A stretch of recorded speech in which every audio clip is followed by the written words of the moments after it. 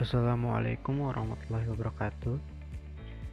Perkenalkan, nama saya Andika Fauzan dan pada kesempatan kali ini saya akan coba menjelaskan salah satu materi dari manajemen kualitas, yaitu benchmarking. Benchmarking. Apa itu benchmarking? Benchmarking menurut Couch and Davis. Benchmarking atau biasa yang disebut dengan patok duga dikenal sebagai proses pembanding dan pengukuran operasi atau proses internal organisasi terhadap mereka yang terbaik dalam kelasnya, baik dari dalam maupun dari luar organisasi. Jadi, yang dimaksud dengan benchmark adalah suatu yang dapat dijadikan patokan untuk mengukur dan menilai suatu hal. Untuk memahaminya, sebuah perusahaan pasti mempunyai standar operasionalnya masing-masing untuk menjaga kualitas dari produk itu sendiri. Untuk peningkatan kualitas, perusahaan pun dapat mencontek perusahaan lain untuk dijadikan patokan atau tolak ukur standar kinerja perusahaan. Untuk lebih jelasnya, berikut adalah jenis-jenis benchmarking. Jenis-jenis benchmarking. Setidaknya ada 4 jenis benchmarking. Yang pertama, internal benchmarking. Yang kedua, competitive benchmarking. Yang ketiga, industry benchmarking atau functional benchmarking. Dan yang terakhir ada generic benchmarking. Internal benchmarking merupakan suatu membandingkan divisi internal dengan divisi internal lainnya dalam suatu perusahaan. Internal benchmarking dilakukan antar operasi di dalam suatu organisasi yang mempunyai fungsi yang sama dalam unit yang berbeda. Ini merupakan benchmarking yang paling sederhana dan yang paling murah. Tujuan dari internal benchmarking adalah untuk mengidentifikasikan internal performance standar dalam suatu organisasi. Contoh dari internal benchmarking adalah unit pelayanan pasang baru pada PT Telkom menjadi benchmark untuk unit pelayanan keluhan. Keuntungan dari internal benchmarking adalah 1. Mendorong terjadinya sharing information dan proses komunikasi yang lancar. 2. Mendorong perusahaan untuk mengidentifikasikan kelebihan atau kebaikan di dalam suatu unit kerja dan mentransfernya ke unit-unit kerja lainnya. Dan yang ketiga, menjadi pendahuluan untuk melakukan external benchmarking. Kelemahan dari internal benchmarking adalah kemungkinan terjadinya persaingan yang berlebihan di dalam organisasi yang justru akan menyebabkan ketidakefisienan dan seringkali menyebabkan kepuasan semu dari sebuah unit yang merasa dirinya paling baik, padahal mungkin organisasi lain dapat melakukannya dengan jauh lebih baik. Selain melakukan benchmarking pada internal organisasi atau perusahaan itu sendiri, perusahaan juga dapat melakukan benchmark di luar organisasi, yaitu dengan pesaing langsung di dalam suatu pasar yang sama, dengan membandingkan produk, servis, atau layanan, atau juga proses kerja. Contoh dari competitive benchmarking adalah Coca-Cola, yang menjadi benchmark untuk Pepsi, Apple untuk IBM, Honda untuk Toyota, dan sebaliknya. Tujuan dari competitive benchmark adalah membandingkan perusahaan-perusahaan di dalam suatu pasar agar dapat menemukan cara untuk melawan pesaing. Keuntungan dari competitive benchmarking adalah jika berhasil, pelaku benchmarking dapat menemukan related performance perusahaannya sehingga dapat menyusun strategi yang baik.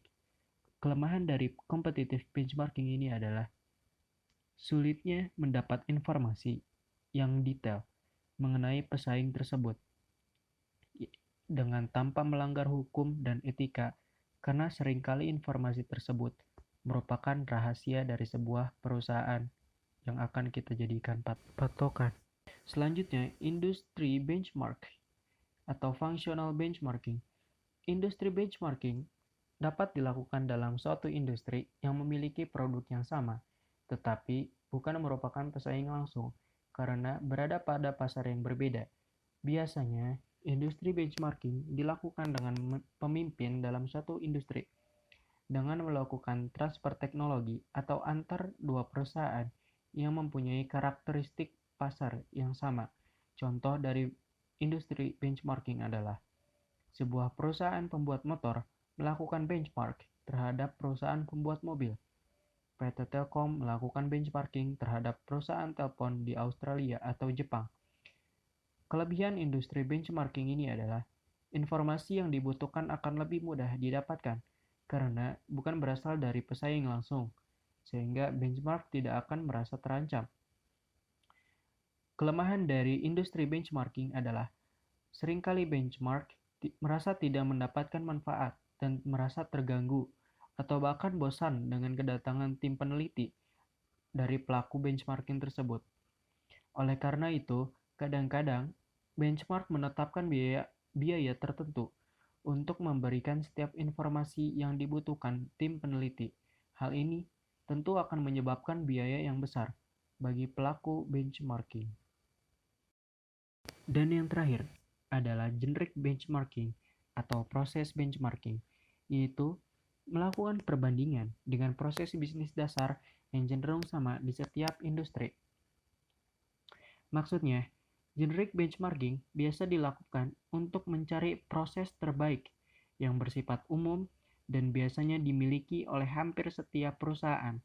Contohnya, seperti sebuah perusahaan properti melakukan benchmark terhadap sebuah bank pada sistem pengupahannya, dan departemen marketing sebuah bank dijadikan benchmark oleh departemen marketing Toyota dalam rangka mencari kepuasan konsumen.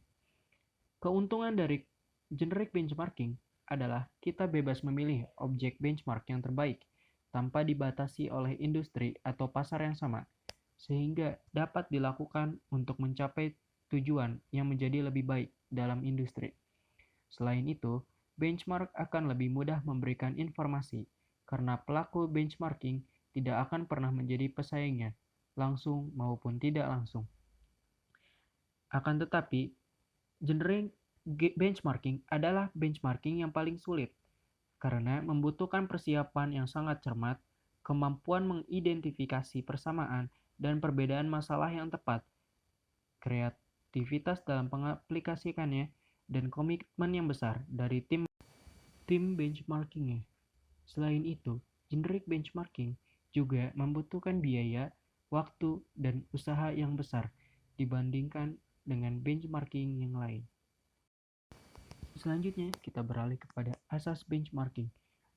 Menurut Pawitra, setidaknya ada 4 asas dari benchmarking. Yang pertama adalah benchmark. Merupakan kiat untuk mengetahui tentang bagaimana dan mengapa suatu perusahaan memimpin dalam suatu industri dapat melaksanakan tugas-tugasnya secara lebih baik dibandingkan dengan yang lainnya. Yang kedua adalah fokus. Dari kegiatan benchmark diarahkan kepada praktik terbaik dari perusahaan lainnya. Ruang lingkupnya meliputi produk, jasa, proses, kinerja organisasi, logistik, marketing, dan yang lainnya. Yang ketiga adalah praktik yang sistematis. Benchmarking berlangsung secara sistematis dan terpadu dengan praktik manajemen lainnya, misalnya total quality management, corporate re-engineering, analisis pesaing, dan yang lain-lain. Yang terakhir ada keterlibatan dari semua pihak. Kegiatan benchmarking perlu keterlibatan dari semua pihak, pemilihan yang tepat, pemahaman organisasi, pemilihan mitra, kemampuan melaksanakan apa yang ditemukan dalam praktik bisnis. Lalu, apa yang mendasari perlunya benchmarking? Salah satu dasar pemikiran perlunya sebuah benchmarking adalah bahwa tidak ada gunanya kita meriset, menghabiskan waktu, membuang-buang biaya di dalam suatu laboratorium khusus untuk berusaha menemukan proses baru yang dapat meningkatkan kualitas atau mengurangi biaya apabila proses itu sendiri ternyata sudah ada. Selanjutnya ada tujuan dan manfaat dari benchmarking. Tujuan Tujuan utama dari benchmarking adalah menemukan kunci atau rahasia sukses dan kemudian mengadaptasi dan memperbaikinya untuk diterapkan pada perusahaan yang melaksanakan benchmarking tersebut. Selanjutnya adalah manfaat dari benchmarking. Yang pertama, ada perubahan budaya. Memungkinkan perusahaan untuk menetapkan target kinerja baru yang realistis berperan meyakinkan setiap orang dalam organisasi akan kredibilitas target. Yang kedua ada perbaikan kinerja. Membantu perusahaan mengetahui adanya kesenjangan tertentu dalam kinerja dan untuk memilih proses yang akan diperbaiki. Dan yang terakhir adalah peningkatan kemampuan sumber daya manusia. Benchmarking memberikan dasar bagi pelatihan karyawan, menyadari adanya gap-gap atau kesenjangan yang mereka kerjakan dengan apa yang dikerjakan karyawan lain di perusahaan lain. Keterlibatan karyawan dalam memecahkan permasalahan, sehingga karyawan mengalami peningkatan kemampuan serta keterampilan. Selanjutnya adalah benchmarking sebagai instrumen perbaikan. Pada hakikatnya, benchmarking merupakan suatu instrumen untuk melakukan perbaikan. Langkah awal yang harus dilakukan adalah mengidentifikasi proses dan praktik pemanufakturan serta operasi lainnya dalam suatu perusahaan yang membutuhkan perbaikan. Langkah berikutnya adalah mencari perusahaan lain yang sukses dalam melakukan aktivitas operasi yang hampir sama atau equivalent. Setelah itu, diusahakan untuk melakukan pengamatan dan pengukuran secara terperinci mengenai perusahaan yang sukses melaksanakan aktivitas dan proses operasinya. Apabila informasi telah diperoleh, maka perusahaan yang melakukan benchmarking dapat melakukan perbaikan prosesnya dengan mengubah fokus organisasi dan mengembangkan keterampilan para manajer serta para karyawannya. Pengembangan keterampilan yang dibutuhkan dalam benchmarking meliputi 4 faktor, yaitu 1. Pengetahuan berkenaan dengan aspek proses dan praktik suatu pekerjaan. 2. Adalah motivasi melalui berbagai bentuk dorongan dan reward yang dapat memotivasi setiap orang dalam organisasi. Ketiga, ada situasi, yaitu peluang bagi setiap orang yang menerapkan pengetahuannya dalam rangka meningkatkan efisiensi dan produktivitas. Dan yang terakhir adalah kemauan setiap individu untuk mengembangkan pengetahuannya. Selanjutnya ada tahapan proses benchmarking. Menurut Karloff dan Otblom, setidaknya ada 5 tahapan yang bisa dilakukan untuk melakukan benchmarking. 1. Perencanaan dari benchmarking.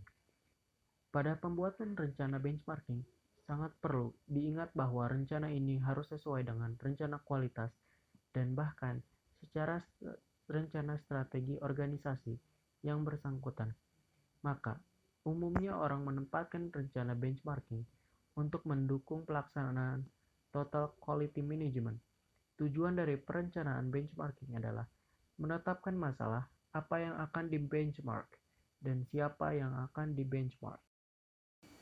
Tahap selanjutnya yaitu pembentukan tim benchmarking. Memilih orang yang akan dilibatkan dalam benchmarking. Orang-orang yang terlibat seharusnya memiliki perspektif yang berbeda-beda, keahlian-keahlian khusus, memiliki pekerjaan, dan dalam organisasi yang berbeda-beda, dan tentu harus dapat bekerja sama dalam sebuah tim. Mungkin akan dibutuhkan pelatihan-pelatihan khusus untuk anggota tim.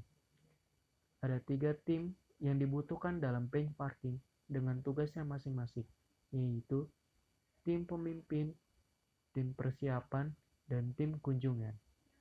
Langkah selanjutnya yaitu pengumpulan data. Bila telah ada persetujuan atau kesepakatan antara kedua belah pihak, maka tim dapat memulai melakukan pengamatan, pengumpulan data, dan dokumentasi segala sesuatu yang berkaitan dengan proses mitranya. Pengumpulan data bisa dilakukan dengan wawancara, survei melalui telepon dan surat, dan juga pengumpulan dari data sekunder. Setelah pengumpulan data, langkah selanjutnya yaitu menganalisis data dan menganalisis perbedaan. Perbedaan di sini akan dijadikan perbandingan yang dapat dilakukan dengan menggunakan sejumlah faktor kinerja, yang dimana perusahaan dapat mengadopsi atau memperbaiki kinerja perusahaannya dengan perbandingan dari data-data tersebut. Setelah analisis data, langkah selanjutnya adalah mengimplementasi dan melakukan evaluasi. Yang perlu diperhatikan adalah diterapkannya prosedur baru mungkin akan membutuhkan waktu untuk bisa menjadi kebiasaan.